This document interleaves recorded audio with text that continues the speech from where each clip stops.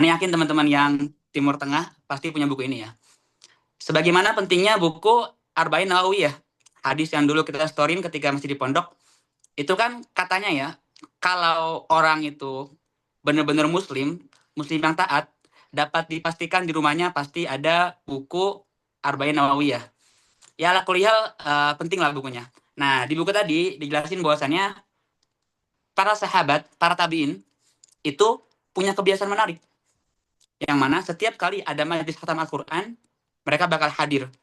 Bahkan ada yang sampai dia itu nyewa orang buat mantau orang ngaji. Nanti kalau orang ini khatam kabarin saya mau datang.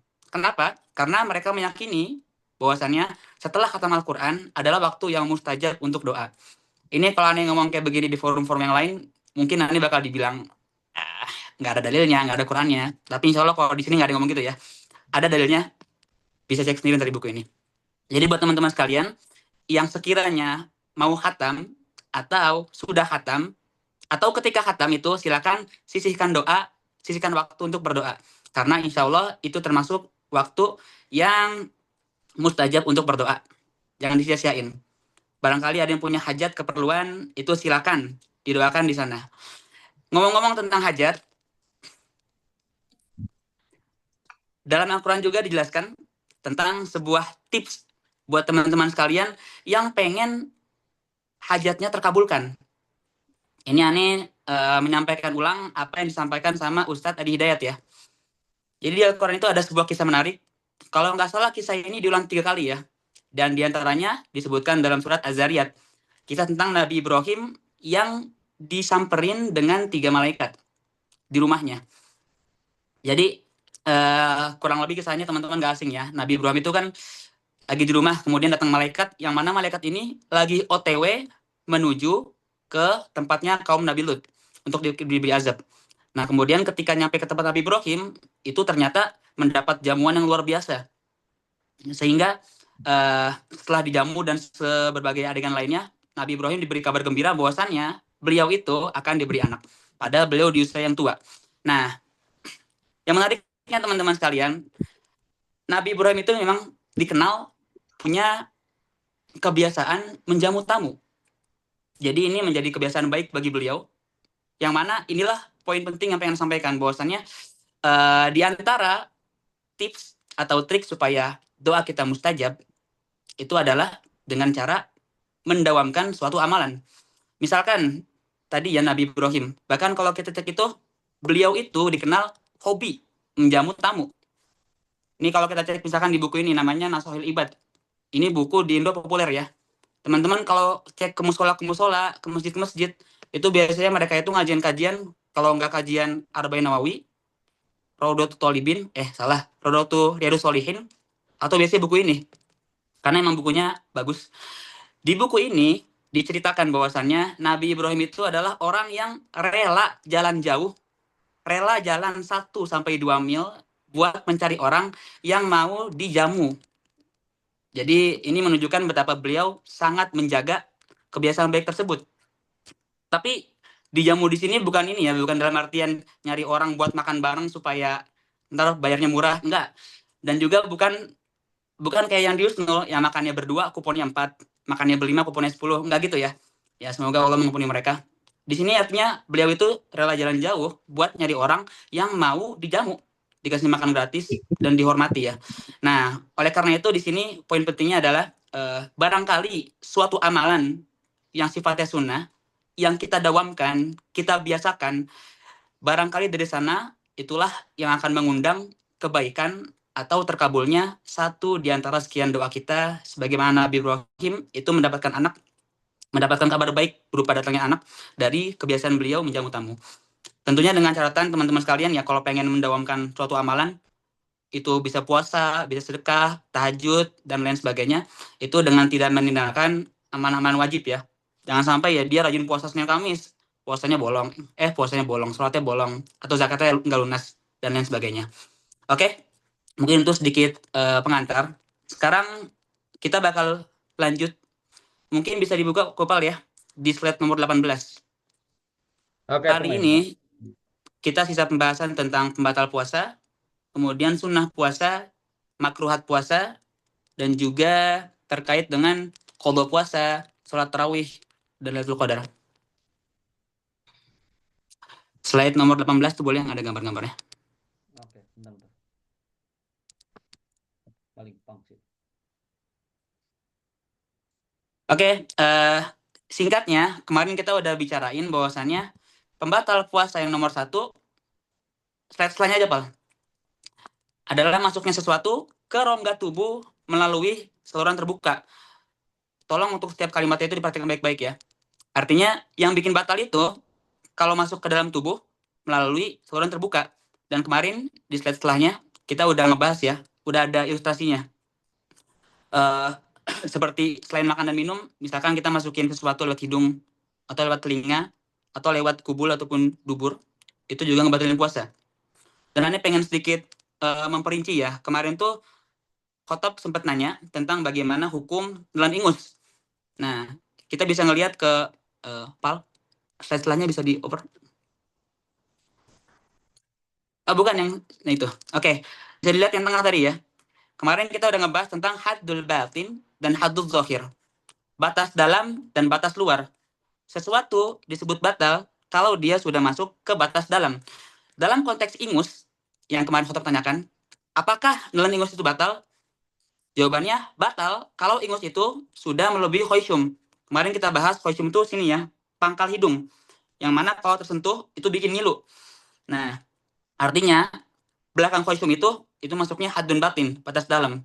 Ketika kita ngupil, katakanlah ngupilnya itu terlalu bersemangat ya, sampai masuk ke khoisyum, sampai ngilu, itu batal. Karena dia masuk ke haddun batin. Demikian pula ingus. Kalau ingus itu sudah ada di luar khoisyum, katakanlah udah di ujung sini ya, atau misalkan lebih dari itu, ya dia udah keluar. Terus kita hirup, kemudian kita telan, maka itu bikin batal. Karena kita menelan sesuatu yang mana dia asalnya dari haddun zahir. Beda dengan misalkan ingusnya itu masih di khoisyum. Atau ingusnya itu belum ke khoisyum. Maka itu kalau ditelan nggak masalah. Oke. Dan Anda juga ada bilang kemarin ya, yang Anda sebutkan di sini itu adalah pendapat yang mu'tamad dalam mazhab Syafi'i. Artinya, ada pendapat lain yang nggak mu'tamad, bahkan ada pendapat di luar mazhab Syafi'i. Contohnya, pendapat yang masih di mazhab Syafi'i, tapi nggak mu'tamad, itu perkara kuping. Kita kemarin bahas kuping itu, kalau sudah masuk ke yang ditandai itu ya, itu namanya haddun batin. Makanya ngorek kuping kalau pakai cotton bud sampai masuk dalam mazhab Syafi'i, itu bikin batal. Karena sudah melebihi haddun batin. Meskipun demikian, Imam Al-Ghazali, yang mana juga beliau Syafi'iyah, itu menyelisih ini. Beliau nggak setuju. Beliau bilang, enggak, menurut saya, kuping itu nggak masuk saluran yang batalin puasa. Yang ngebatalin itu malah kalau mata. Jadi kalau versi Imam Ghazali itu, mata itu, kalau kita ngasih obat tetes, atau dan sebagainya ya, itu bikin batal. Dan ini adalah kebalikan dari pendapat yang mu'tamad dalam mazhab Syafi'iyah. Makanya dalam mazhab Syafi'iyah, kita kalau pakai lensa, atau misalkan pakai obat tes mata, itu nggak bikin batal. Demikian pula tadi ya, penjelasan lainnya. Anda ngomong kayak gini supaya kalau teman-teman dapat ceramah ustadz lain yang bilang nggak batal dan sebagainya, ya itu wajar. Mungkin karena pendapatnya beda mazhab. Oke, lanjut slide setelahnya. Setelah kita ngebahas kaidah umumnya, kita bakal ngebahas turunan hukum-hukumnya. Yang pertama, hukum suntik. Di sini ada 4 pendapat sebagaimana yang disampaikan oleh guru kami, Syekh Ahmad Syauqi, ketika pelajaran Fathul Qorib ya, setiap hari Selasa. Yang pertama, ada 4 pendapat. Pendapat pertama bilang bahwasannya suntik itu mutlak membatalkan puasa. Tulisannya mana, Pak? Oke. Sorry. Pendapat kedua bilang nggak batal secara mutlak. Pendapat ketiga, itu nggak batal selama nyuntiknya itu nggak masuk ke pembuluh darah. Dan pendapat keempat bilang nggak batal selama bukan suplemen. Dari 4 pendapat ini, pendapat yang diambil sama Syekh Mustafa, kemudian Syekh lainnya, itu pendapat yang nomor 1, yaitu pendapat bahwasannya menyuntik sesuatu ke dalam tubuh itu nggak batal secara mutlak. Apa alasannya? Karena suntikan itu, pertama, dia masuk nggak melalui saluran terbuka. Kemarin kita bahas ya, saluran terbuka itu seperti mulut, hidung, dan telinga. Kemudian juga lubang kemaluan. Sedangkan suntikan nggak demikian. Kemudian yang kedua, seandainya kita katakanlah pembuluh darah itu saluran terbuka, maka itu belum tentu langsung sampai ke dalam jauh, ke dalam rongga tubuh. Oleh karena itu nggak batalin puasa. Dan ini pendapat yang sering kita dengar ya. Lanjut, setelahnya itu kita bakal ngebahas hukum menelan dahak. Kemarin juga ada yang nanya ya, jadi udah kejawab juga. Bahwasannya batal menelan dahak itu kalau sudah melewati batas luar tenggorokan. Kita kemarin bahas bahwasannya batas dalam had dan batin tenggorokan itu adalah makhraj huruf H dan huruf Hamzah. Itu berarti pangkal tenggorokan ya, pangkal kerongkongan. Artinya kalau kita berdahak, kemudian kita mengeluarkan dahak tersebut gitu, sampai ke mulut misalkan, atau sampai melebihi makhraj tadi, kemudian kita telan kembali, maka itu bikin batal. Dan ini hukum asalnya. Hukum pengecualiannya itu berlaku untuk orang-orang yang kena musibah, misalkan orang yang emang udah tua ya, dikit-dikit batuk, dikit-dikit berdahak, ya untuk orang kayak dia mau nggak mau kan bakal sering berdahak, jadi nggak masalah. Lanjut setelahnya, di antara turunannya adalah hukum menelan ludah. Ludah itu boleh ditelan dengan 3 syarat. Yang pertama, ludahnya itu murni, dalam artian tidak tercampur dengan zat lain. Artinya kalau ludahnya ini ada bekas makanan, atau ada serpihan bubuk, serbuk, ada jigong lah, ikut ketelan juga, nah itu bikin batal. Yang kedua, ludahnya ini suci. Kalau dalam contohnya itu, dia nggak berdarah ya. Artinya kalau ludahnya ada darahnya ditelan, itu bikin batal. Kecuali untuk orang-orang yang memang dia penyakitan. Misalkan emang berdarah ya, berdarah mulu, giginya, itu nggak masalah. Yang terakhir, ludahnya itu berada di mulutnya. Maka orang-orang yang ludahnya itu udah keluar dari mulut, kalau di kitab-kitab itu disebutin sudah melewati merahnya bibir, kemudian ditelan kembali, itu bikin batal. Jadi nggak bisa ya, kita misalkan aus itu udah dikumpulin kemudian diminum lagi, nggak bisa, bikin batal. Lanjut setelahnya.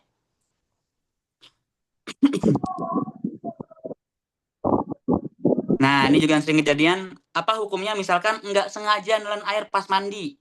Wah, ini banyak nih kalau kita scroll TikTok, banyak yang bikin bercandaan ya. Oke, yang pertama kita lihat dulu. Kalau misalkan kejadian ini terjadi di mandi yang memang disyariatkan, misalkan mandi junub atau mandi Jumat, itu kan sunnah ya mandi Jumat. Maka kalau dia nggak sengaja nelen, itu nggak bikin batal. Kalau mandinya guyuran, hukum hujan sore-sorean pas puasa. Mending jangan al ya, jangan hujan-hujan lagi puasa. Oke, dibilang di sini itu nggak batal selama mandinya tuh guyuran. Tapi batal kalau mandinya berendam. Ini untuk mandi yang disyariatkan. Yang nomor 2, kalau misalkan dia mandi yang mandinya nggak disyariatkan. Misalkan dia mandi emang pengen segar-segar aja, atau mandi supaya kuat puasa. Ini kan nggak disyariatkan. Kemudian pas mandi, qadarullah ketelen, setengah gayung misalkan. Nah, maka dalam keadaan sini, itu puasanya batal. Meskipun nggak sengaja ya, iya meskipun nggak sengaja.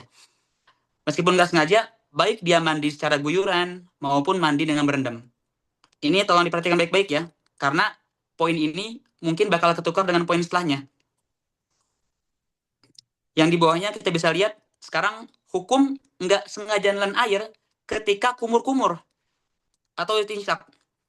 Atau misalkan ketika lagi basuh telinga. Basuh telinga nggak sengaja airnya masuk ke dalam.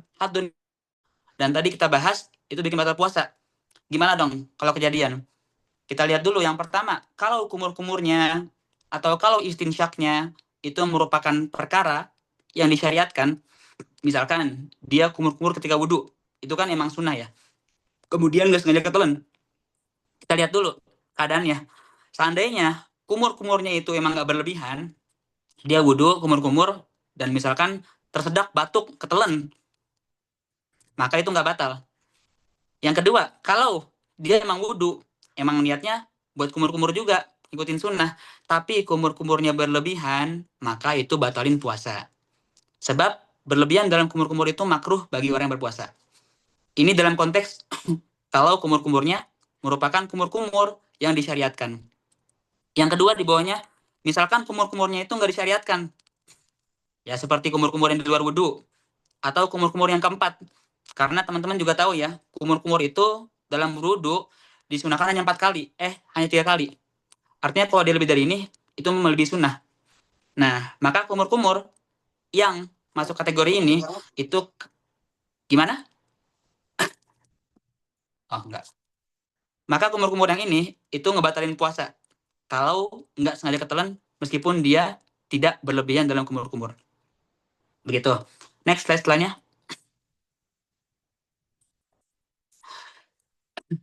Kita udah lewat dari pembatal puasa nomor 1, yang mana itu bakal jadi pembahasan paling panjang ya.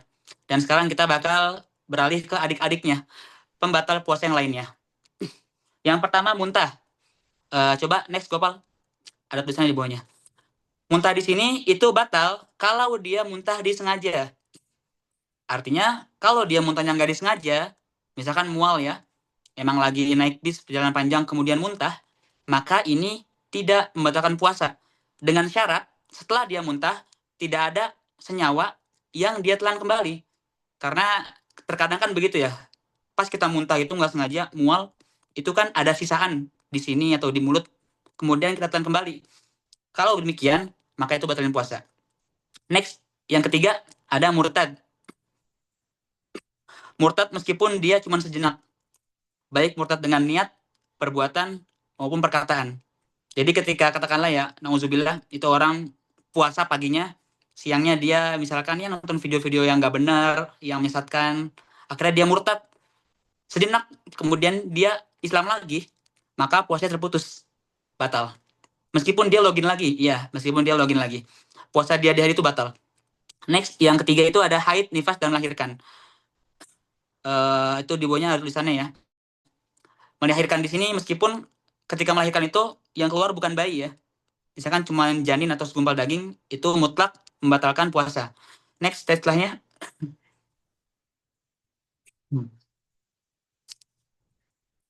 Oke, setelahnya. Yang keempat, itu mabuk dan pingsan. Mabuk dan pingsan di sini ada detailnya ya. Yang pertama, kalau dia mabuk dan pingsan, itu tidak disengaja, melainkan itu emang natural ya. Dan mabuk dan pingsannya ini itu tidak seharian. Misalkan cuma sekian jam saja, maka puasanya nggak batal. Di bawahnya, orang yang misalkan dia sengaja untuk mabuk atau sengaja supaya bisa pingsan, kemudian pingsannya itu seharian full atau mabuknya seharian full, maka ini batal. Jadi ada 2 poin yang harus terpenuhi ya untuk menjadikan sebuah puasa itu batal karena mabuk dan pingsan. Yang pertama, apakah disengaja atau tidak? Yang kedua, apakah seharian atau tidak? Gitu. Kemudian di paling bawah tuh terakhir, misalkan pingsannya itu atau mabuknya itu disengaja, tapi tidak terjadi seharian penuh. Misalkan ya dia sengaja misalkan menghirup stela jeruk ya atau sebagainya supaya dia mabuk, supaya pingsan. Tapi ternyata pingsannya nggak seharian full, cuma 3 jam, 4 jam.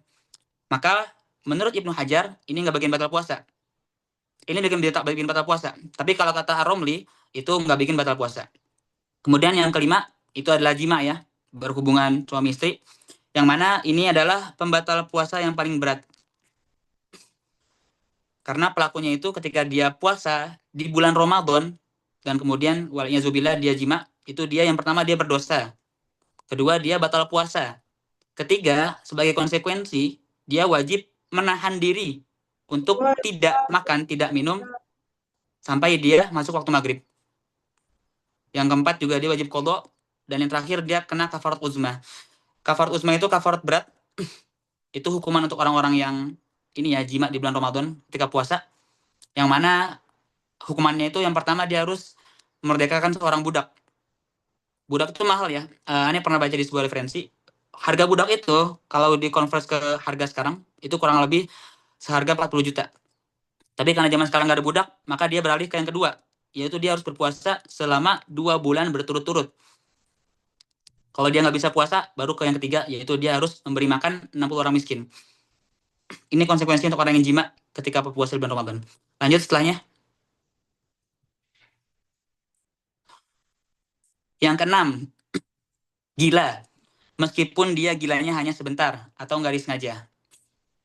Ini sama kayak murtad berarti ya. ketika dia hanya sejenak saja, nggak seharian full, dia gila sekian menit saja, maka puasanya sudah batal. Yang ketujuh, yaitu keluar mani. Ini yang kemarin ramai ya, teman-teman yang main Twitter atau TikTok pasti ngeliat lah. Ini pembahasan Kadam Sidik kemarin, ketika dia ngebahas tentang bahwasannya keluar mani atau kita sebut inzal aja ya. Inzal itu kan ada yang bikin batal, ada yang enggak.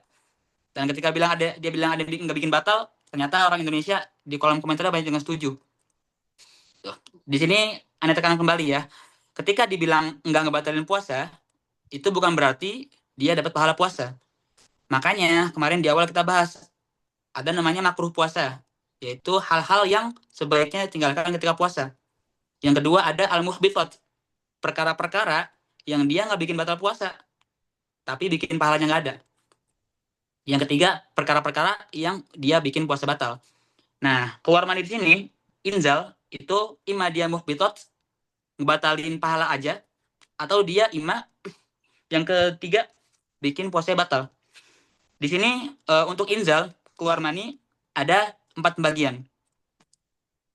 Aneh nulisnya 3, karena yang pertama itu adalah mimpi basah. Jadi kalau orang ihtilam, mimpi basah itu kan inzal ya, keluar mani. Di sini itu mutlak dia nggak batal puasa. Meskipun inzal, ya meskipun inzal. Karena itu di luar puasa dia ya.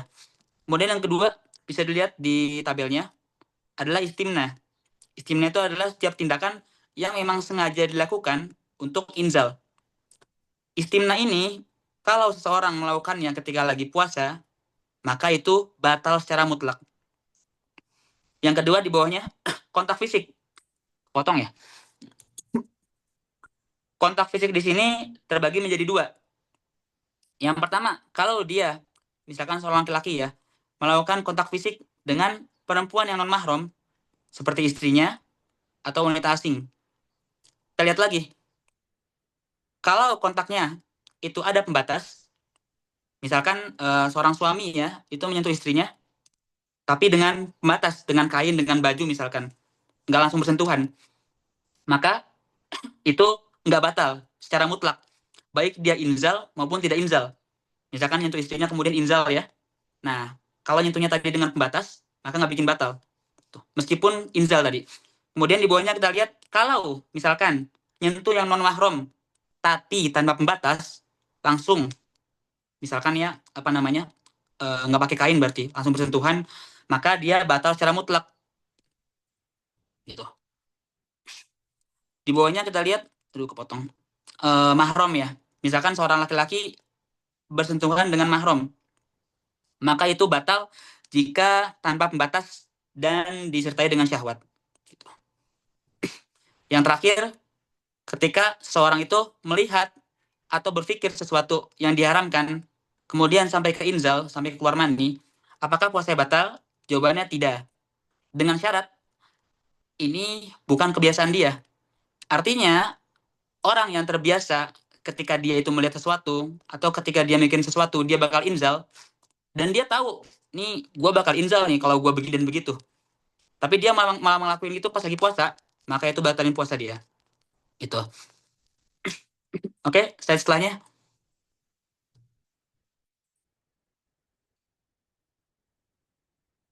Oke, sebelum kita masuk ke sunnah, adakah yang pengen ditanyakan sama teman-teman sekalian terkait dengan perkara-perkara pembatal puasa?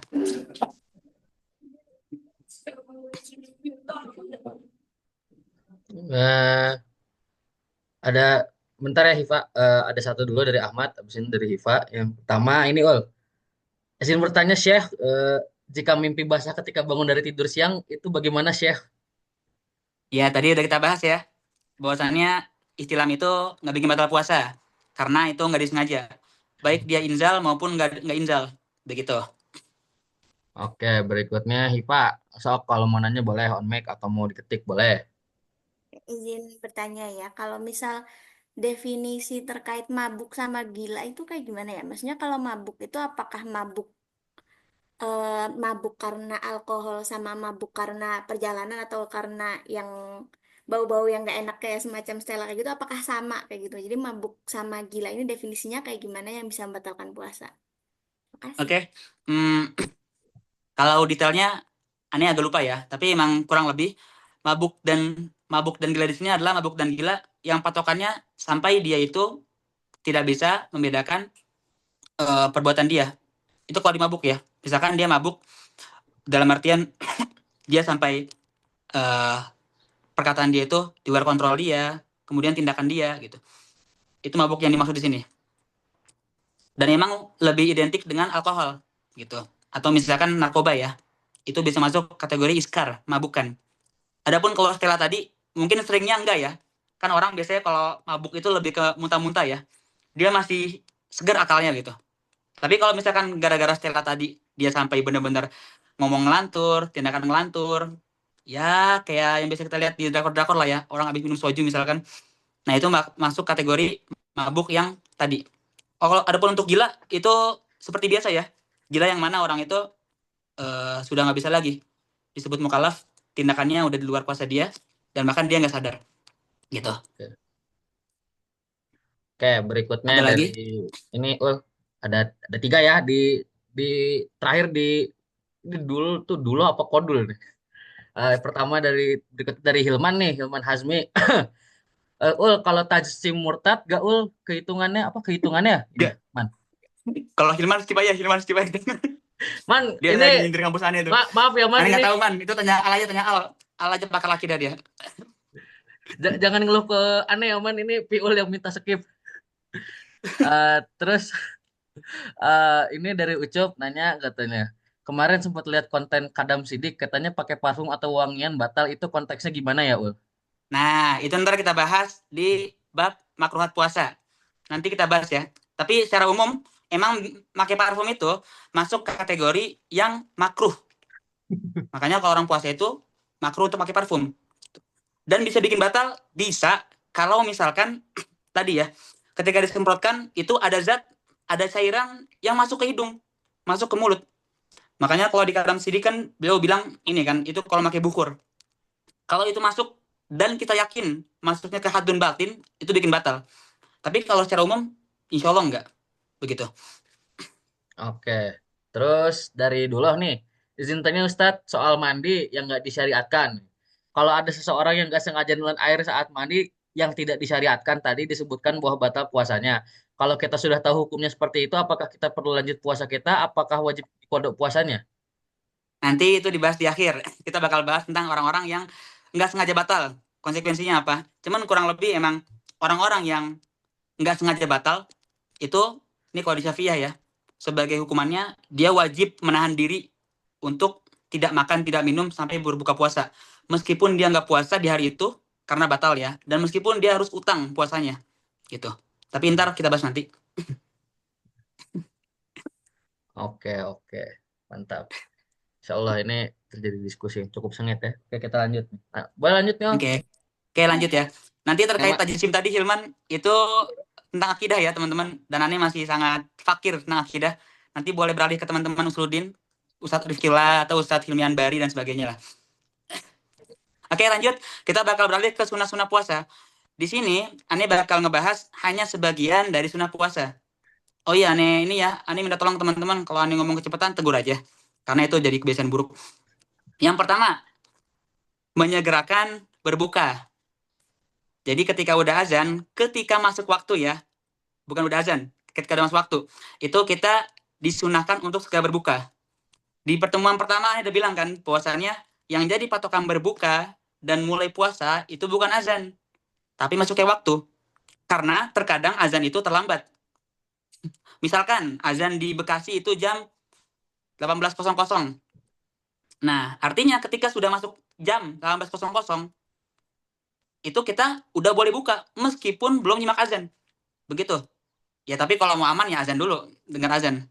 Jadi nggak ada lagi teman-teman ya drama kayak, lihat channel TV apa nih yang udah azan duluan. Atau coba lihat dulu mana muslim yang udah azan. Karena ya sama aja. Patokan itu waktu bukan azan. Ketika sudah yakin masuk waktu, kita disunahkan untuk segera berbuka. Bahkan disunahkan untuk berbuka dulu, baru sholat maghrib. Dengan syarat kita yakin kalau kita buka dulu baru sholat maghrib, kita tetap kebagian sholat jamaah. Artinya ini jangan dijadikan alasan untuk nggak berjamaah di masjid. Karena ya kalau Ramadan kita semua tahu ya, itu seakan-akan hari kebalikan. Subuhnya rame, pas maghribnya sepi di masjid gitu. Cuma 1 soft 2 soft lagi pada buka soalnya. Dan juga disunahkan untuk berdoa setelah berbuka puasa. Untuk varian doanya ada yang Allahumma lakasumtu, ada juga yang zabazul ma'u, itu terserah kawan-kawan sekalian mau yang mana. Dan yang disunahkan itu membaca doa setelah berbuka. Jadi ini perlu ditekankan ya. Jadi ketika sudah azan, itu pertama kita doa dulu. Kita doa menyebutin apa yang kita pengen. Misalkan kita ada hajat apa, supaya diampuni dan sebagainya, doa dulu. Kemudian berbuka. Dengan kurma boleh, dengan air boleh. Baru setelah berbuka sedikit ya, nggak nunggu kenyang dulu. Buka sedikit dulu, batalin, baru kita doa. Allahumma lakasumtu, wabika amantu. Boleh juga zabazuma'u dan sebagainya. Kemudian setelah doa, baru lanjut makan besar. Tapi kalau teman-teman dengar ceramahnya misalkan Ustaz Adi Hidayat, ya beliau berpendapat doa yang zabazuma'u itu boleh setelah puasa, boleh juga sebelum berbuka. Boleh setelah berbuka, boleh sebelum berbuka. Ya, ala kulli hal yang penting berdoa ya teman-teman ya. Dan tadi orang berpuasa itu ketika berbuka puasa, dia punya satu kotak doa yang mustajab. Jadi mohon jangan disia-siakan ya. Yang kedua, sahur atau sahur dan juga mengakhirkan sahur. Nah, di sini Ane pengen sedikit menekankan teman-teman ya. Jadi poin nomor 2 itu sahur itu disunahkan. Iya. Kenapa disunahkan? Karena ahlu kitab itu mereka kalau puasa nggak sahur. Makanya kita disunahkan untuk supaya beda dengan mereka, yaitu sahur. Dan waktu sahur itu dimulai setelah tengah malam. Nisful lail. Artinya teman-teman yang ngerasa makan sebelum tengah malam, itu namanya nggak sahur, makan malam gitu. Dan orang-orang kayak gini ya dia berarti nggak dapat pahala sahur. Orang dapat pahala sahur itu kalau dia makannya itu setelah tengah malam. Dan yang kedua itu tadi mengakhirkannya ya. Artinya dia itu makan sahur kurang lebih ketika sudah tengah malam dan berhenti makan 50 ayat sebelum azan subuh. Jadi kalau ulama zaman dulu itu para sahabat menjadikan ayat sebagai patokan. Misalkan berapa lama? Sekian ayat. Berapa lama? Sekian ayat. Itu karena mereka saking dekat dengan Al-Quran. Dan kalau kita kan sekarang patokannya menit ya. Berapa menit? 10 menit, 15 menit, dan sebagainya. Makanya di Indonesia itu kita nggak asing dengan istilah imsak ya. Yaitu menahan diri untuk tidak makan ketika sudah mau azan subuh. Ima 10 menit, ima 15 menit. Dan imsak inilah yang merupakan sunnah yang dimaksud di poin nomor 2 ini. Nah, teman-teman sekalian, kalau kalian lihat video-video mungkin di tempat lain ya, itu kalian bakal mendapati ada ulama, ada juga tokoh-tokoh yang bilang bahwasannya tradisi imsak itu bid'ah. Ada kok banyak, ya terutama golongan sebelah ya. Alasannya apa? Alasannya, ya karena puasa itu kan dimulai sejak azan subuh gitu kan. Ini nggak ada landasannya, ini sesat dan sebagainya. Itu sebenarnya sangat disayangkan teman-teman ya. Kalau kita mengartikan imsak sebagai kewajiban untuk tidak makan menjelang azan subuh, ya itu benar. Itu benar bid'ah. Karena emang nggak boleh ya, kita mewajibkan sesuatu yang sebenarnya nggak boleh. Yang sebenarnya boleh. Azan jam 4 subuh. Kemudian baru jam 4 kurang 15, muazin duluan azan. Kenapa kamu azan sekarang? Ya saya imsak aja supaya orang nggak ada yang kebablasan. Nah yang kayak gini benar, ini namanya imsak yang nggak boleh. Sebagaimana yang diterangkan oleh Ibnu Hajar dalam kitab Fathul Bari. Ini yang nggak boleh. Karena kita mewajibkan sesuatu yang boleh, mengharapkan sesuatu yang boleh. Tapi kalau imsak dalam artian menganjurkan untuk tidak makan, untuk berhenti makan ketika menjelang azan, itu jelas boleh. Hadisnya ada. Gitu. Jadi aneh menghimbau kawan-kawan sekalian untuk lebih hati-hati ya ketika kita menghukum sesuatu. Apalagi ketika kita ngasih predikat bid'ah ke orang lain. Itu bahaya. Lebih hati-hati lah. Kalau teman-teman perhatiin, sejak pertemuan pertama itu, aneh selalu nyebutin banyak pendapat. Bahkan aneh sebutin kitab-kitabnya. Itu supaya kita kalau beda pendapat, yuk kita ngomong baik-baik gitu loh. Kalau ada yang pengen PC ini silakan. Kita diskusi kitabnya apa dan sebagainya. Supaya kita ya nggak terburu-buru gitu. Karena fikih itu merupakan ranahnya zoniyat. Artinya dalam fikih itu kebanyakan perkara-perkaranya itu bukan perkara yang pasti benar. Tapi perkara yang kemungkinan besar benar. Artinya ada peluang dia salah. Beda dengan akidah. Kalau akidah itu dia perkara-perkara yang qat'iyat, perkara-perkara yang pasti benar. Meskipun ada juga ya perkara akidah yang dia emang ikhtilaf, ada. Tapi ala kulli hal intinya dalam fikih itu orang mungkin benar, mungkin salah gitu. Jadi jangan terburu-buru kita bilang ini sesat, ini salah gitu. Padahal ada dalilnya juga. Dan teman-teman jangan kaget ntar kalau ngeliat golongan-golongan kayak begini, ternyata mereka dari kampus Ani yang sekarang. Ya, soalnya emang itu base camp-nya kan. Oke, lanjut yang ketiga. Berbuka dengan kurma basah. Kalau bahasa Arab itu rutop ya. Jadi urutannya itu bisa dilihat, yang pertama berbuka dengan kurma basah. Kalau nggak ada kurma basah, boleh pakai ajwa. Ajwa itu kurma kering juga ya. Yang ketiga, bisa pakai kurma kering yang lainnya. Kemudian bisa pakai air zam-zam, air biasa. Bisa pula pakai manisan yang murni, seperti madu, susu, kismis. Dan yang terakhir bisa pakai manisan yang berbakar-bakar. Untuk yang pengen tahu bedanya kurma basah, kurma kering, itu aneh dengan fotonya ya. Yang sebelah kanan. Yang sebelah kanan tuh yang warna kuning, itu kurma basah. Atau kurma muda lah. Bahasa Arabnya rutop. Nah, rutop inilah yang disunahkan untuk berbuka dengannya. Yang kedua, sebelah kiri bisa dilihat, itu namanya tamar ya, kurma kering. Jadi teman-teman ketika udah azan, itu yang pertama doa dulu. Doa punya hajat apa. Kemudian silakan batalin dulu dengan kurma boleh. 1, 2, atau 3. Yang paling sempurna itu 3. Habis makan kurma atau makan ya gorengan kalau di Indonesia ya. Nah, baru doa buka puasa. Laka sumtu, wabika amantu, atau zabazuma'u. Kemudian baru dimakan lagi. Iya benar, 3 kurma itu setara dengan sepiring nasi ya. Di kontennya Habib Maulana kemarin. Oke lanjut, halaman setelahnya.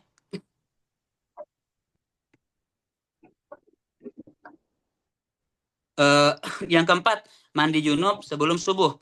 Artinya teman-teman sekalian yang berasa junub ketika malam atau mimpi basah, itu disunahkan untuk mandi sebelum masuk waktu berpuasa. Kenapa disunahkan? Karena dalam mazhab Syafi'i, suci itu bukan syarat wajib untuk berpuasa. Artinya orang yang dia katakanlah belum sempat mandi wajib, itu dia boleh puasa. Boleh-boleh aja. Tapi tetap disunahkan untuk mandi dulu. Karena ada mazhab yang bilang bahwasannya wajib mandi dulu, mandi junub sebelum berpuasa. Jadi supaya ngambil aman, ya disunahkan aja mandi junub. Yang kelima, tilawah Al-Quran. Ya, udah nggak asing lah ya. Dan yang paling afdal itu tilawah dengan metode mudarosah. Misalkan aneh dengan seorang kan, aneh baca 1 juz, kemudian orang depan aneh, itu dia baca juz yang sama ke aneh gitu. Itu mudarosah namanya. Kenapa disunahkan? Karena Jibril alaihissalam itu setiap bulan Ramadan menemui Rasul untuk membacakan Al-Quran. Jadi mudarosah sering baca. Yang keenam itu disunahkan untuk memperbanyak amalan sunnah, sedekah, dan tarawih. Oke, next. Ya, sebelum lanjut ke makruhat, adakah yang pengen ditanyakan seputar sunnah-sunnah berpuasa? Nggak ada? Oke, kalau nggak ada kita lanjut. Sekarang kita beranjak ke perkara-perkara yang makruh ketika berpuasa. Yang pertama, nyicip makanan. Itu ada tulisan di bawahnya. Nyicip makanan ini makruh kalau kita nggak ada keperluan. Artinya kalau ada keperluan, teman-teman yang misalkan emang dia sebagai chef, koki, kerja begitu, itu nggak makruh ya. Dia nyicip, silakan aja. Tapi dengan syarat tambahan, setelah dia nyicip itu harus dikeluarin kembali.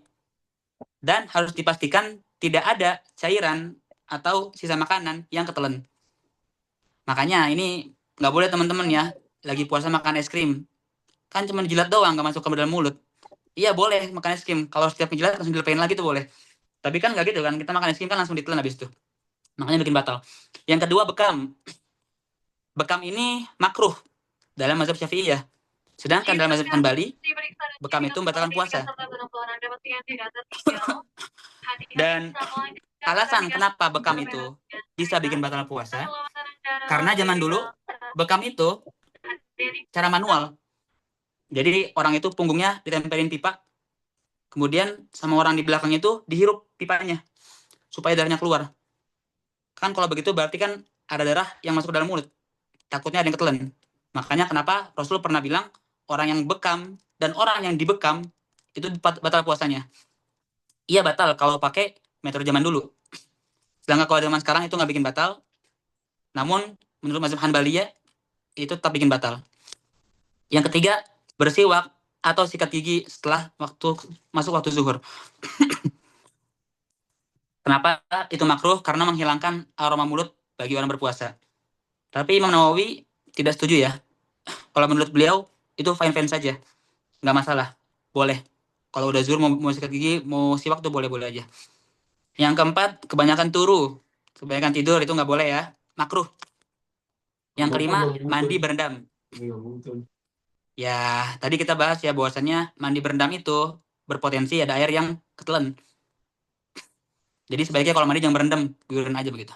Oke, next.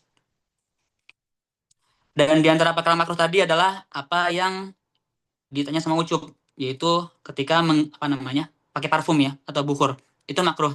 Sebagaimana disebutkan di kitab I'anatul Talibin. Oke. Oke, sebelum lanjut, ada yang pengen tanyain seputar makruhat puasa?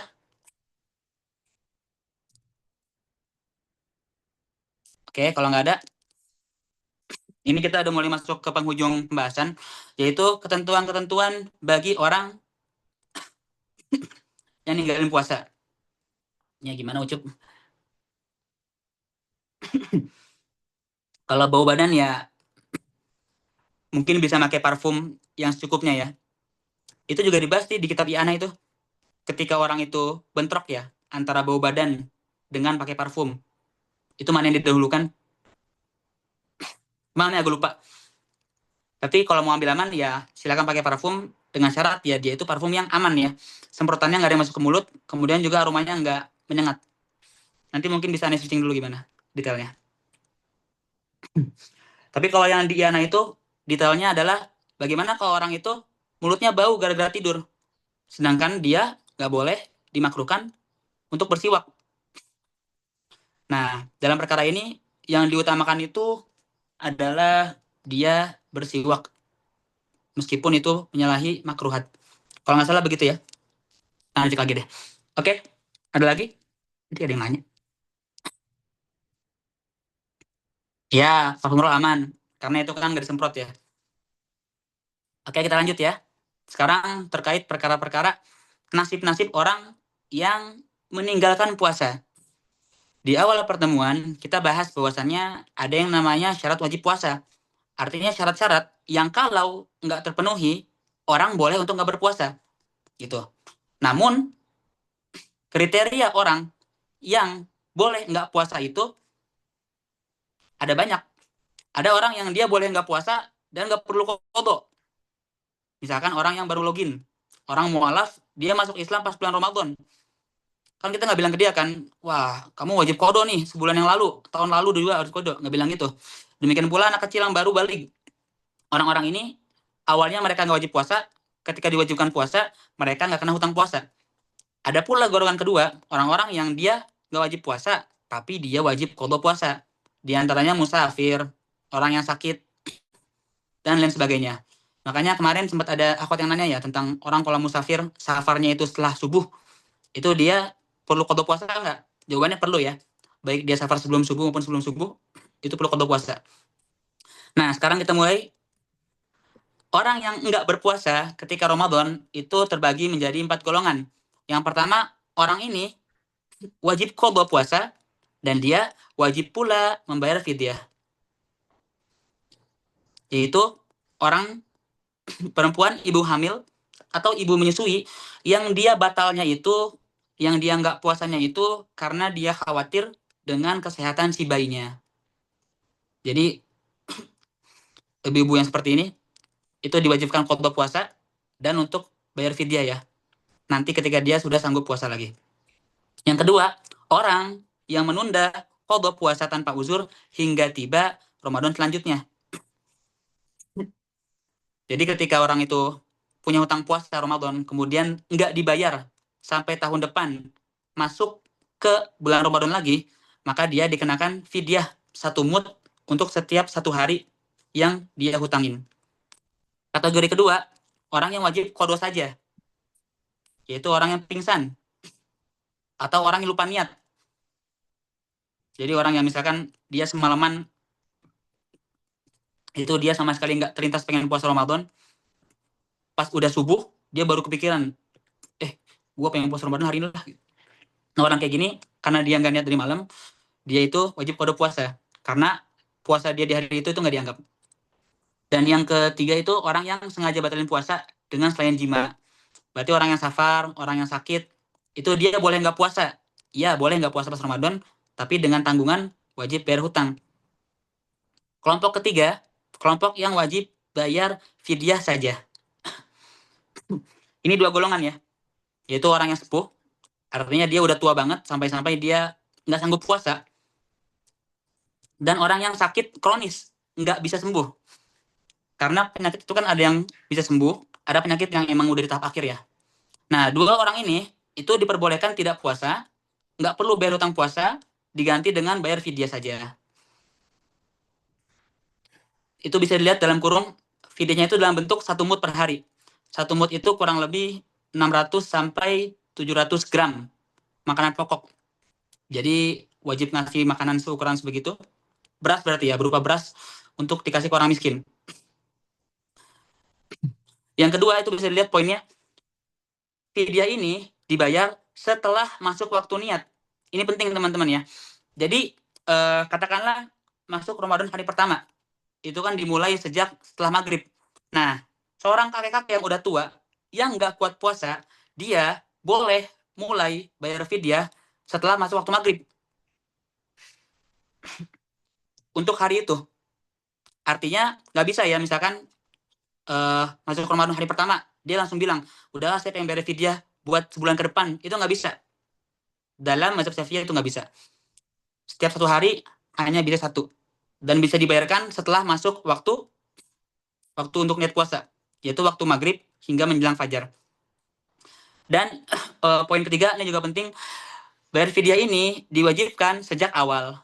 Artinya apa? Artinya orang yang sakit, misalkan ada orang kena kanker stadium 4, gak kuat puasa,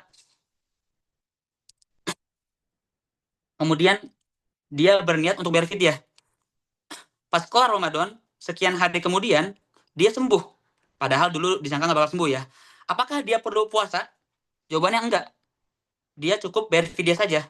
Karena kewajiban fidyah ini itu bagi dia sudah ditetapkan sejak awal. Gitu. Dia hanya perlu bayar fidyah saja dan nggak perlu puasa. Demikian pula orang tua kalau dia muda lagi ya. Tapi nggak mungkin kejadian sih. Teman-teman kalau ada yang baca webtoon, ada webtoon seru namanya Killer Peter. Itu seru banget. Itu tentang seorang pembunuh bayaran yang udah tua. Kemudian karena suatu keajaiban dia jadi muda lagi ya. Ya itu seru lah, boleh dibaca kalau lagi gabut. Ya ala kuliah, orang-orang ini, orang tua dan orang sakit kronis, kalau mereka ternyata kembali ke keadaan bisa puasa, mereka nggak wajib puasa. Boleh bayar fidyah saja. Kemudian terakhir adalah orang-orang yang nggak wajib qada, nggak pula fidyah. Yaitu orang yang gila natural pas Ramadan. Artinya dia gila nggak disengaja ya. Oke, next.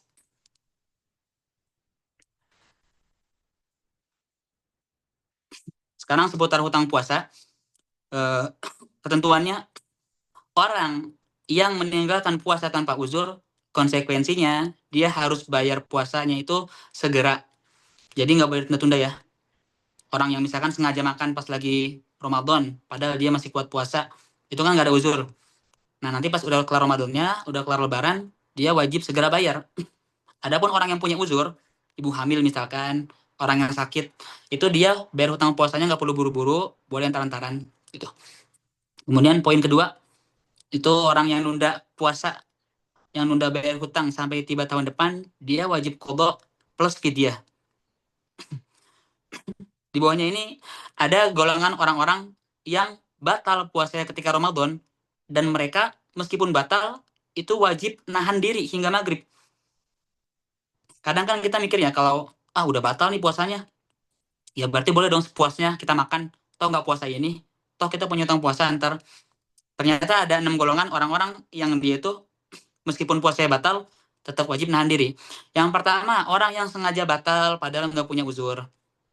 Jadi buat teman-teman yang misalkan ya tadi ya, sengaja batal pas Ramadan tanpa uzur syar'i, maka konsekuensinya wajib nahan diri. Nggak boleh makan, nggak boleh minum, dan nggak boleh yang lain-lainnya sampai dia masuk waktu maghrib. Bahkan teman-teman kalau ngecek di mazhab-mazhab lainnya, misalkan mazhab Hanafi atau Maliki, itu orang-orang yang sengaja batal ketika puasa bulan Ramadan, meskipun batalnya itu karena makan karena minum, konsekuensinya dia kena kafarat uzma. Yang tadi kita bilang, artinya orang ini itu dihukum diwajibkan berpuasa selama 2 bulan berturut-turut. Padahal tadi kalau di mazhab Syafi'iyah, kafarat uzma ini hanya berlaku untuk orang yang jima di bulan Ramadan. Tapi kalau untuk mazhab Hanafi dan Maliki, enggak ya. Orang-orang yang merusak kehormatan bulan Ramadan, sengaja berbuka tanpa uzur, dia kena hukuman kafarat uzma. Yang kedua, orang yang enggak niat pas malam, walaupun dia lupa. Di awal kita udah pernah bahas bahwasannya dalam mazhab Syafi'iyah itu berpuasa wajib niat untuk setiap harinya. Jadi kalau ada satu hari yang dia lupa berniat, maka dia wajib menahan diri dan kemudian dijadikan sebagai utama puasa. Yang ketiga, orang yang lanjut makan sahur karena ngira belum subuh, padahal udah subuh. Ini kadang kita kan menyepelekannya, kita mikirnya toh baru tahu sekarang kita gitu. Tapi kalau di sini enggak ya. Artinya kalau orang dia makan terus, kemudian udah kenyang, temannya bilang, makan apaan lu? Subuh dari tadi, udah sejam yang lalu gitu. Nah orang ini, meskipun dia nggak tahu ya, meskipun dia menyangkanya itu belum subuh, maka dia diwajibkan menahan diri sampai tiba waktu maghrib. Dan di hari itu dihitung sebagai hitung puasa. Yang nomor 4, sama kayak nomor 3, cuman konteksnya buka puasa. Ya berarti orang yang duluan berbuka puasa karena dia ngira udah maghrib, padahal ternyata belum maghrib. Ini sebenarnya kasian banget sih, sial banget. Dulu ada berita sempat viral ya, di sebuah daerah di Malaysia itu, penyiar radio itu menyiarkan azan 4 menit sebelum waktu maghrib. Dan akhirnya satu kota itu, ya puasanya harus dibayar, harus dijadiin hutang. Karena dia berbuka sebelum waktunya. Yang kelima, orang yang nggak puasa karena mengira masih 30 Sya'ban. Ternyata ada 30 Ramadan. Dan yang terakhir, yang keenam, orang yang menelan air nggak sengaja pada tindakan yang nggak disyariatkan. Ini berarti berkaitan dengan pertanyaan dulu tadi ya. Artinya tadi kalau ada orang mandinya mandi yang disyariatkan, kemudian dia qadarullah ketelan airnya, maka itu puasanya nggak batal. Tadi kita bahas ya. Adapun kalau dia mandinya emang nggak disyariatkan, mandi seger-segeran aja, kemudian airnya ketelan, maka dia itu tadi kita bilang batal, dan konsekuensinya dia harus nahan diri dari segala perkara mubtilat sampai tiba waktu maghrib. Oke, lanjut setelahnya. Nah, ini ya ini oke. Akhir bertanya ya. Kalau patokannya pakai aplikasi itu, jawabannya boleh. Kemarin Khotop juga sempat tanya ya. Jawabannya boleh, selama kita yakin ya, itu aplikasi akurat. Insya Allah boleh. Dan emang kalau mau aman, ya sebaiknya kalau patokannya aplikasi, itu kita berbuka 1 menit atau sekian detik setelah waktunya berkumandang. Ngambil aman aja. Nah sekarang ini hutang puasa, ini agak rumit ya, makanya ada bikin tabel. Jadi kasusnya begini, ada orang yang dia itu nggak berpuasa Ramadan, kemudian ketika Ramadan berakhir, dia wafat. Kita nyebutnya hutang puasa. Nah, kita lihat di sini pembagiannya, kita mulai dari yang paling atas. Kalau dia nggak berpuasa tanpa uzur, misalkan ya, orang yang dia tuh pas Ramadan, ya ngeluh dia, nggak kuat puasa, akhirnya dia mokel. Itu kan tanpa uzur kan, dia nggak punya uzur, dia malah nggak puasa. Kemudian, habis Ramadan, kita lihat keadaannya, dia paling atas. Dia itu pertama berkesempatan untuk mengqadha. Artinya misalkan dia pas Ramadan sempat mokel 2 hari, 3 hari. Nah, habis itu dia kelar Ramadan masuk Syawal. Ternyata di akhir Syawal, setelah 30 hari berlalu, dia nggak kunjung mengqadha puasanya. Dan akhirnya di akhir bulan Syawal dia meninggal misalkan lah.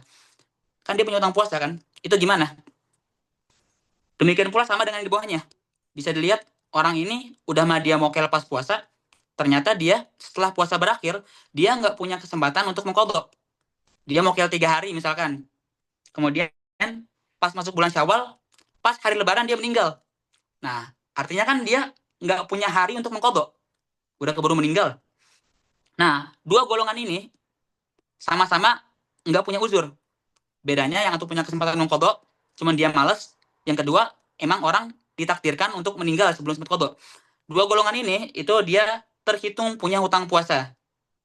Artinya walinya bertanggung jawab untuk memberikan makanan atau membayar fidyah sebayar 1 mud untuk setiap hari yang dilewatkan, atau berpuasa mengatasnamakan si mayat. Kita lihat di poin sebelah kiri. Sekarang bagaimana kalau orang itu dia nggak berpuasa, tapi karena uzur. Misalkan dia perempuan yang hamil, atau misalkan sakit. Ini juga dibagi menjadi 2 poin. Yang pertama, misalkan dia itu berkesempatan untuk mengqadha. Katakanlah seorang ketika Ramadan, dia itu sakit 10 hari. Kemudian pas masuk Syawal, dia sempat hidup selama sebulan. Dan di akhir bulan, dia meninggal. Padahal dia punya 20 hari lebih untuk mengqadha, tapi dia nggak mengqadha. Nah, untuk orang kayak begini, hukumnya sama dengan 2 sebelumnya, yaitu walinya diwajibkan memberi makanan pokok atas puasa yang dia lewatkan atau berpuasa atasnya. Sebenarnya kalau kita merujuk ke qaul jadid Imam Syafi'i, itu hanya boleh fidyah ya, hanya boleh ngasih makan. Tapi kalau kita lihat ke qaul qadim, yang mana qaul qadim sini lebih rojih, itu wali diberikan 2 pilihan. Bebas mau ngasih makan atau boleh berpuasa mengatasnamakan si almarhum. Begitu. Kemudian yang terakhir, orang yang dia punya uzur nggak berpuasa, kemudian dia nggak sempat qadha, keburu meninggal. Untuk orang ini, maka dia nggak punya hutang puasa. Dan bisa dilihat ya, di sebelah kanan itu ada poin-poin penting yang saya sampaikan. Yang pertama, orang asing boleh membayarkan hutang puasa untuk seseorang yang sudah meninggal dengan syarat dapat izin dari walinya atau dapat izin dari almarhum. Artinya, kalau nggak diizinkan itu nggak boleh. Bahkan misalkan kalau kita baca, oh enggak deh, ini kata Syekh Labib, beliau bilang, itu boleh ya, misalkan seseorang almarhum meninggal, dia punya hutang puasa 30 hari. Kemudian dia meninggal, dan walinya itu mengizinkan 30 orang untuk berpuasa dalam 1 hari. Mengatasnamakan si almarhum. Supaya kelar dalam sehari. Jawabannya boleh nggak? Boleh. Gitu. Dengan syarat perlu izin. Poin kedua, orang yang wafat setelah nunggak utang, puasa selama setahun, maka dia bayar fidyah 2 mud. Misalkan nih, ada seorang, dia mokel 1 hari, kemudian pas dia tiba Ramadan tahun depan, itu belum dibayar utangnya. Dan tengah Ramadan tahun depan dia meninggal. Maka walinya itu berkewajiban membayarkan fidyah bukan 1 mud, tapi 2 mud. Mud yang pertama karena dia punya hutang, mud kedua ikop karena dia menunda puasa sampai Ramadan tahun depan. Dan poin terakhir ini paling penting, bahwasanya jika almarhum itu miskin, nggak punya harta, maka walinya itu tidak diwajibkan berpuasa, tidak pula membayarkan fidyah untuk si mayat, melainkan hanya disunahkan saja. Begitu. Oke, Gopal, ini udah 1 jam, tapi kita sisa sedikit lagi sih. Gimana? Berapa slide lagi? Berapa slide lagi? Sisanya pendek-pendek sih. Paling nggak nyampe 10. Gimana? Oke. Jam berapa sih? Di Indonesia? Jam Oh, 14 sih. sisa 2 lagi. Oh iya, oke. Ya. 12. Oke, sebelum lanjut ke 2 pertanyaan terakhir, ada yang pengen tanyakan tentang hutang puasa?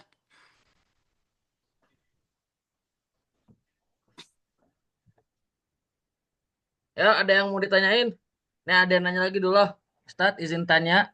Seorang ibu hamil yang tahun sebelumnya ada utang puasa, kemudian tahun selanjutnya juga belum bisa puasa karena harus menyusui anaknya plus kondisi nifas. Apakah wajib qadha plus fidyah? Takaran fidyahnya seperti apa? Oke, ini menarik ya.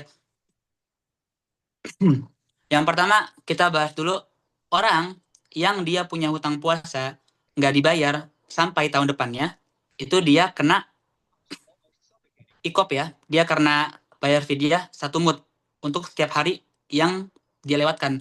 Tapi ini berlaku untuk orang-orang yang menunda qadha tanpa alasan. Artinya, orang yang mengqadha karena alasan, itu dia tidak dikenakan fidyah. Fidyah dalam artian ini ya, fidyah yang karena dia menunda.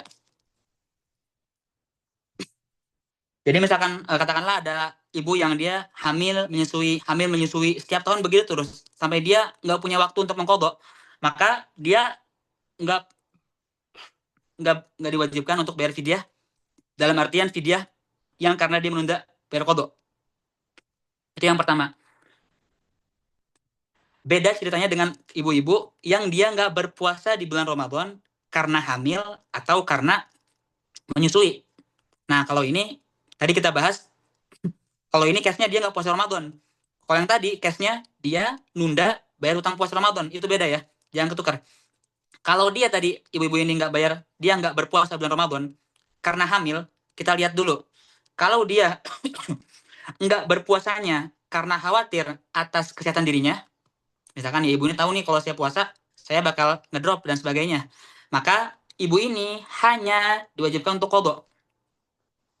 Yang kedua, kalau ibu ini nggak berpuasa karena khawatir dengan yang disusuinya atau khawatir dengan kesehatan kandungannya, maka ibu ini wajib qadha plus fidyah. Tapi fidyah di sini itu bukan karena nunda bayar hutang, tapi karena dia ninggalin puasa Ramadan. Yang ketiga, misalkan seorang ibu dia nggak berpuasa Ramadan karena khawatir ke dirinya plus khawatir ke janinnya. Kalau yang di sini itu juga sama, dia wajib qadha saja.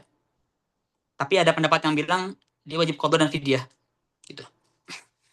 Jadi dilihat dulu ya, itu dia nggak puasa kalau dia pas Ramadan itu karena apa?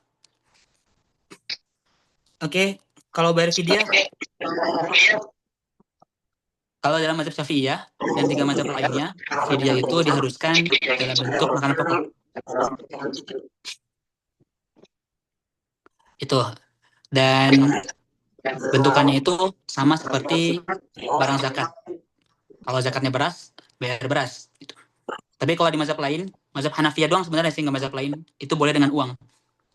Mungkin teman-teman kalau misalkan nggak pengen repot, bisa bayar dialihkan ke lembaga amil zakat ya, supaya nanti kalian ngasih uang, nanti mereka beliin jadi makanan pokok dikasih ke orang lain. Tapi kalau kalian mau ngasih sendiri juga bisa, beli beras misalkan sekilo juga boleh ngasih ke orang kayak begitu. Ada lagi? Nah, terus dulu minta detail kayak apa. Jadi fidyahnya itu karena sengaja menunda ya. Ya, karena pertanyaan yang dulu tanya ini ternyata setelah dulunya Kane itu ada 3 orang juga kayak gitu kemarin tuh. Nanya bisa sama juga. Kalau Ahmad tanya apa nih?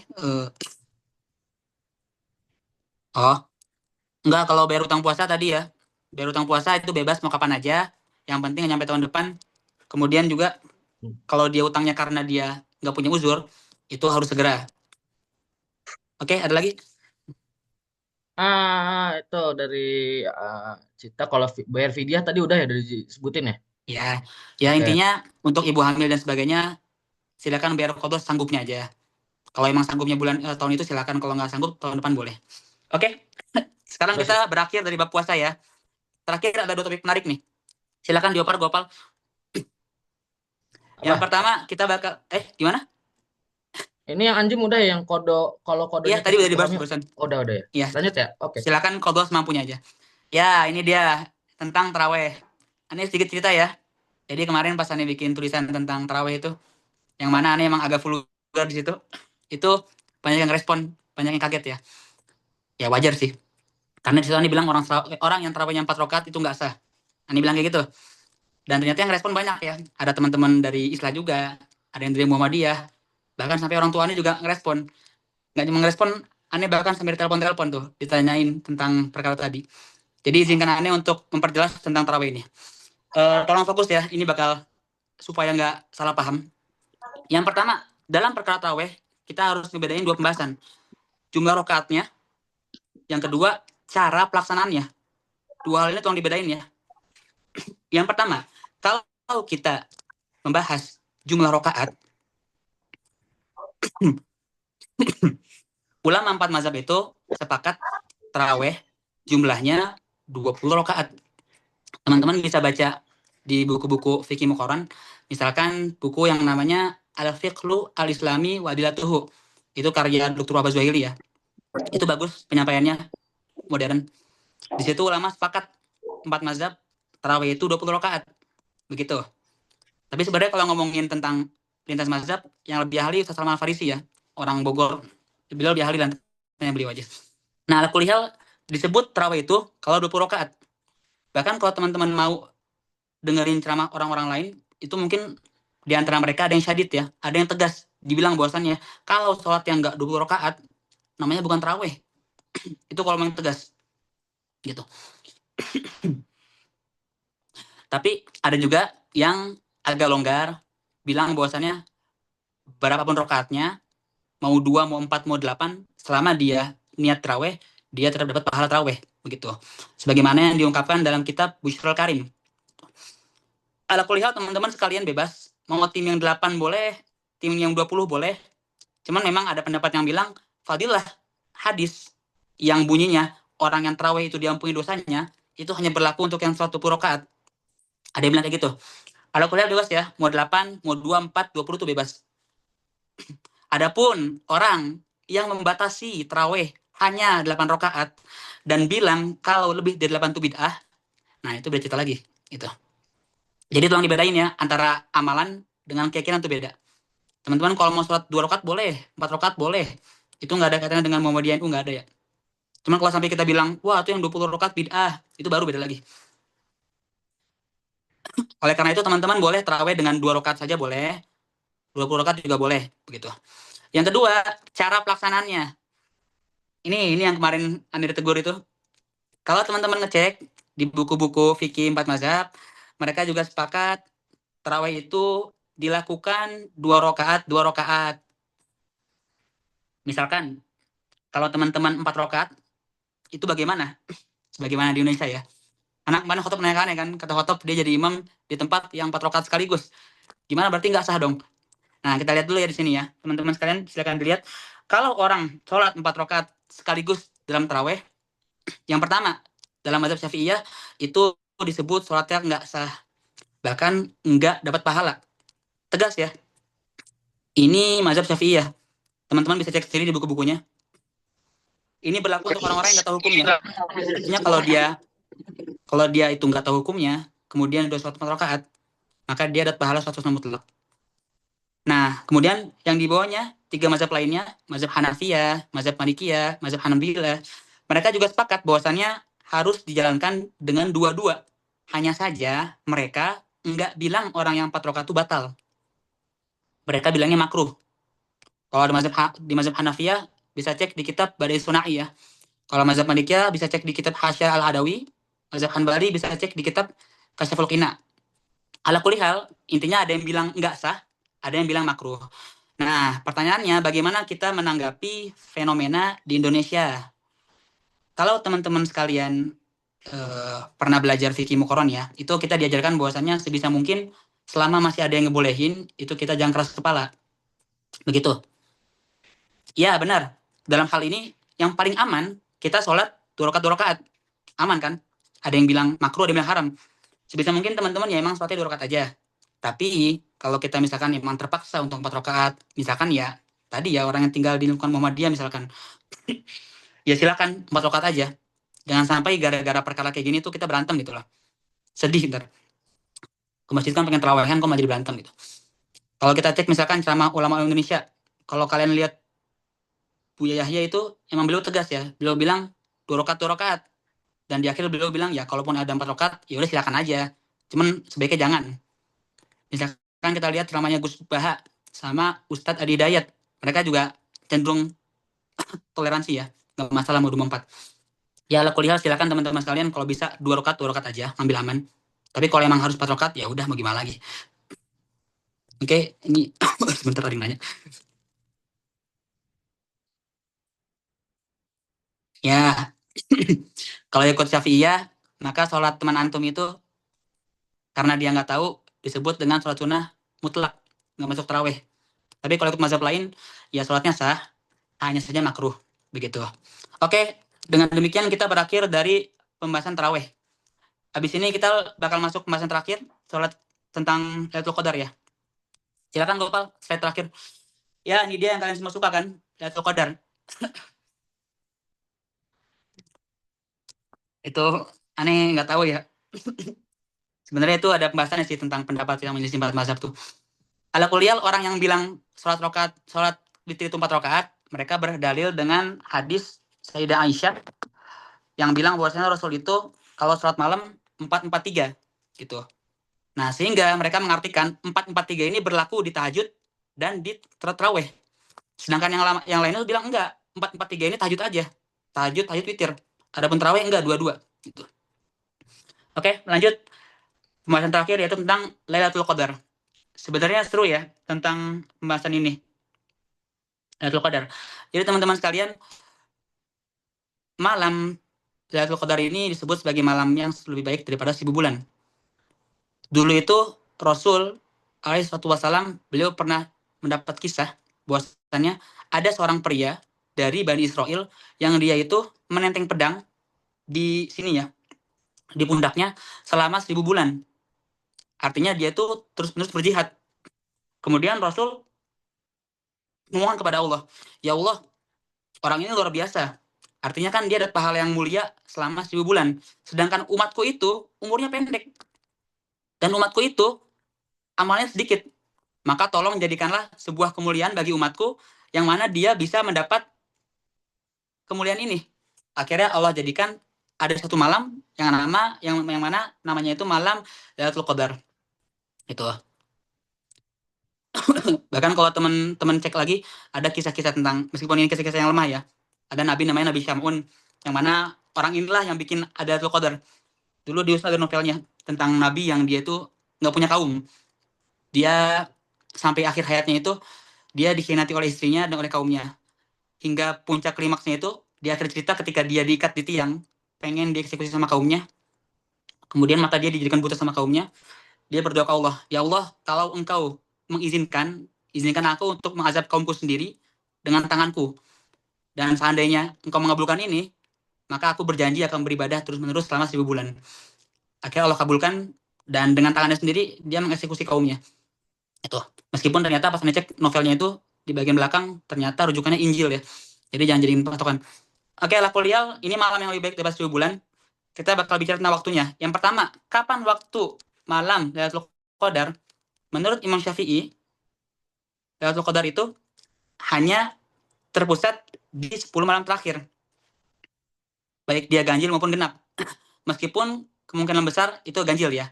Yang mana kemungkinan besarnya menurut mazhab Syafi'iyah 21 atau malam 23.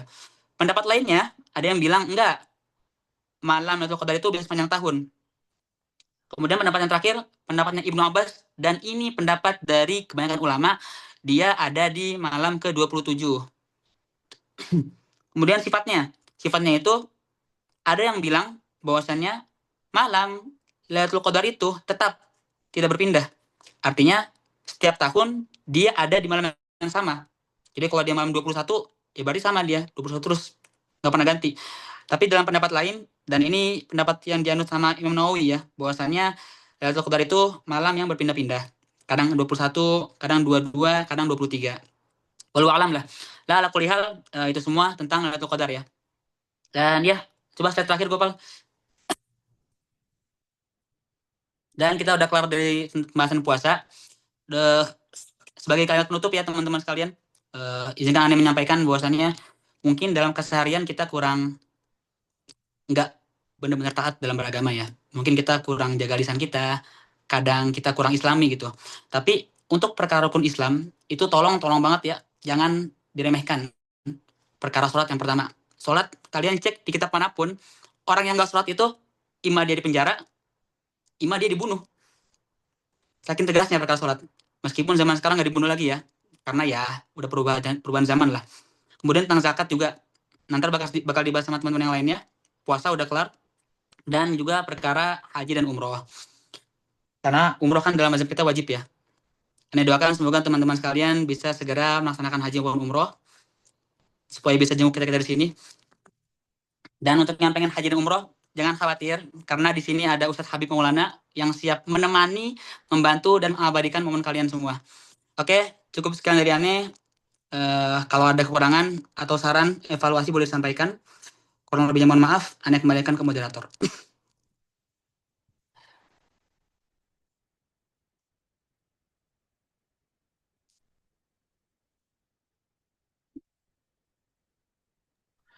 Oke, Alhamdulillah.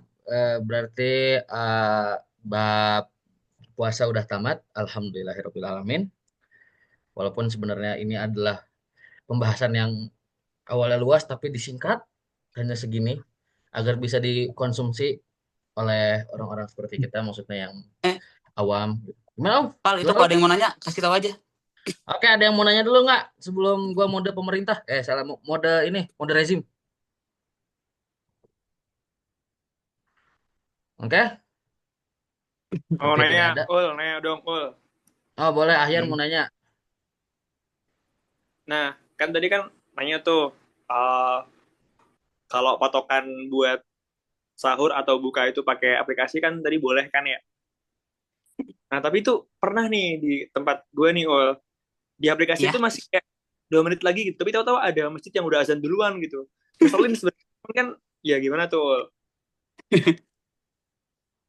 ya kalau gitu sebenarnya bakal rumit sih ya, karena kita itu boleh bersandar ke aplikasi kalau aplikasinya akurat. Sedangkan dalam case tadi kita kan nggak tahu mana yang lebih akurat, azan setempat atau aplikasi.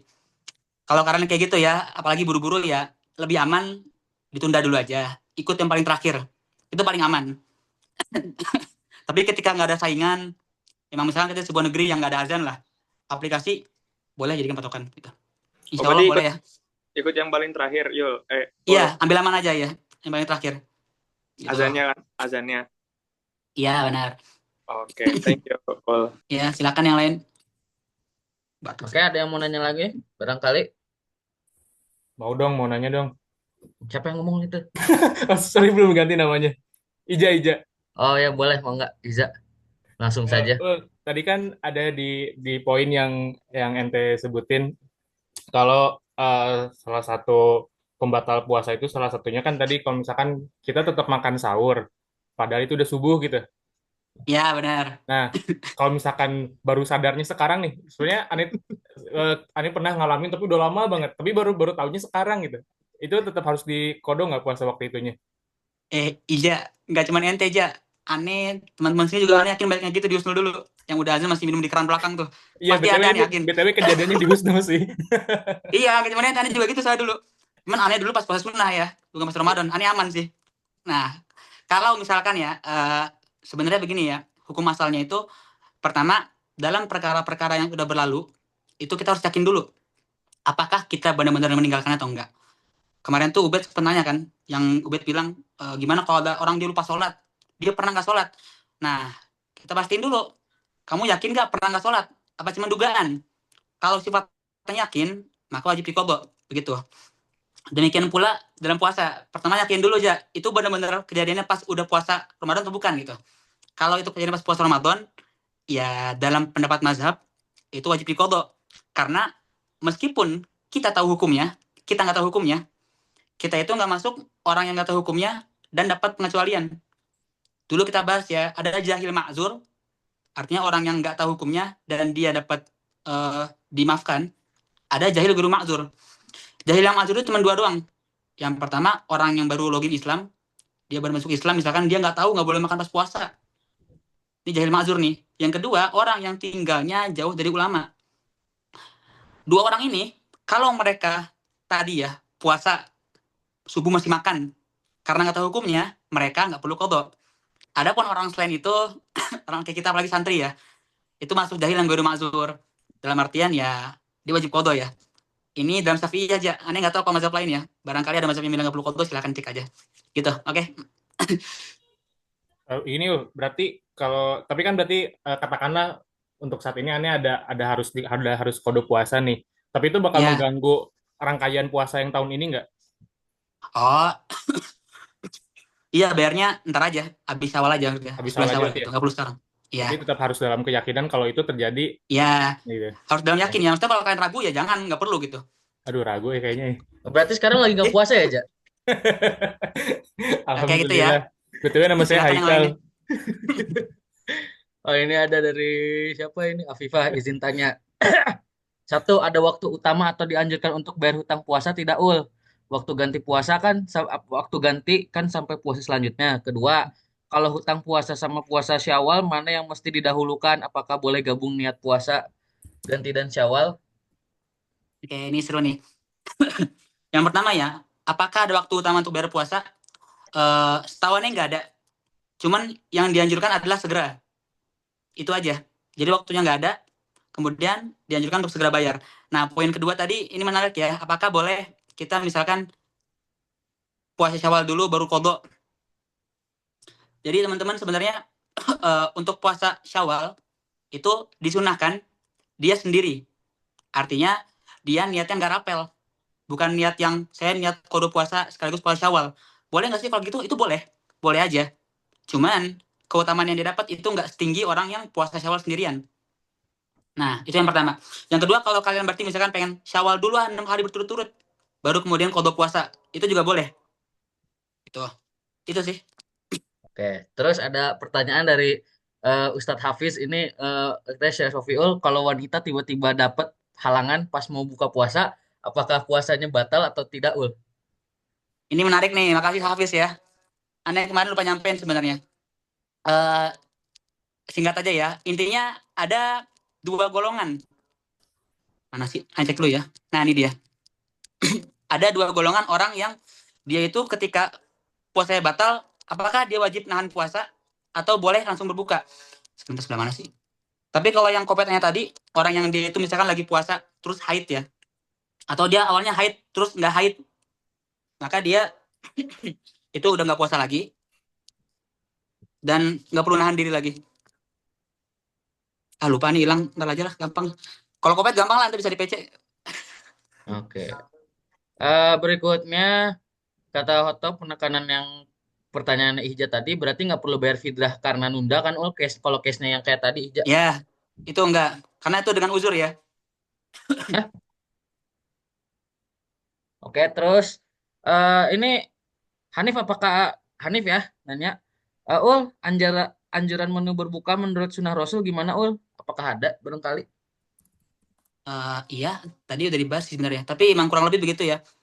Rasul itu ketika berbuka, yang pertama beliau menyegerakan berbuka, segera berbuka. Kemudian habis beliau makan kurma yang basah, jumlahnya 3 ya, biasanya 3. Itu baru beliau berdoa, kemudian makan secukupnya aja, baru sholat. Kurang lebih begitu sih. Oke, barangkali ada lagi yang mau bertanya. Afan Ustaz Hanif. Coba kita lihat ada apa ini.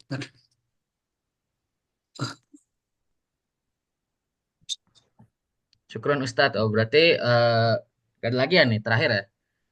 Karena ini sesinya Piul udah beres ya. Minggu depan insya Allah pematerinya baru. Emang ada minggu depan. Nah, tunggu aja ya. Oke, barangkali ada yang masih mau ditanyakan. Oke, dari Hifa. Ustadz, kalau ada perempuan yang utang puasa karena haid, terus lupa jumlahnya, dan udah merasa bayar hutang puasa, terus pas menjelang puasa baru ingat atau ngeh kalau kurang 1 hari tapi posisi sedang haid dan gak sempat bayar, harus gimana bayarnya? Wah, ini seru nih. Jadi, berarti kan ini permasalahan terkait dengan dugaan dan keyakinan. Awalnya dia ngeduga puasanya udah lunas. Kemudian setelahnya dia yakin. Untuk lebih detailnya lagi, ini bisa dibahas di kitab tentang qawaid fikih ya. Bahwasannya dugaan itu kalah dengan keyakinan. Jadi ketika kita awalnya ngeduga udah lunas, kemudian yakin deh ternyata masih ada utang, yang diunggulkan adalah keyakinannya. Kemudian tadi karena dia baru ingatnya itu ketika menjelang puasa, maka dia silakan ngebayar hutang puasa secepatnya sampai nanti menjelang masuk bulan puasa.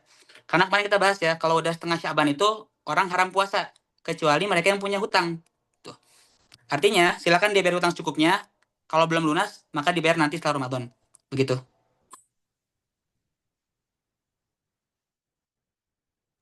Oke, yuk, yuk. Yang mau nanya lagi? Barangkali infokan. Barangkali ada yang mau ditanyakan. Atau karena mungkin udah nggak ada. Jadi barangkali kalian punya pertanyaan yang ingin ditanyakan, bisa langsung aja di IG-nya @rofiuliza ya, Ul. Di promosi. Ya, ya. Iya benar. Jangan lupa Piol itu juga kadang sering sharing konten-konten bermanfaat. Jadi jangan ini ya. Jangan lupa untuk dipantau terus IG-nya, dan mungkin kalau ada yang mau langsung ditanyain bisa DM Piol aja gitu kan. Tapi jangan nanya udah ada yang punya atau belum ya, itu privasi. Punten ini mah. Oke. Alhamdulillahirabbil alamin.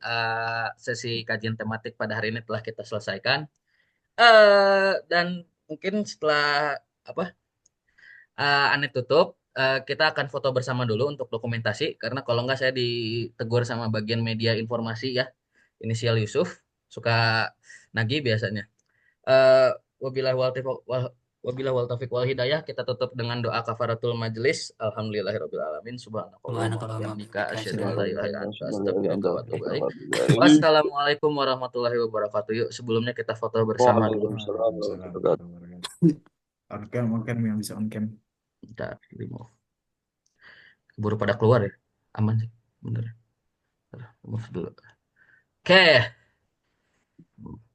Ayo, on cam. Lagi yang mau on cam? Ya, oke. Cukup ya. 1, 2, 3. Salah, salah tombol bentar. Oke. Sekali lagi. 1, 2, 3. Oke. Cukup lah ya 2. Cukup, jangan nagih ya. Oke, terima kasih atas kehadirannya. Mangga boleh live. Dah semuanya. Oke. Pada Syukron, nagih Fatul, syukron, ini syukron. rekaman tuh, Iya, Pak. Pada nagih Pak. rekaman. Mas Ya. Rifki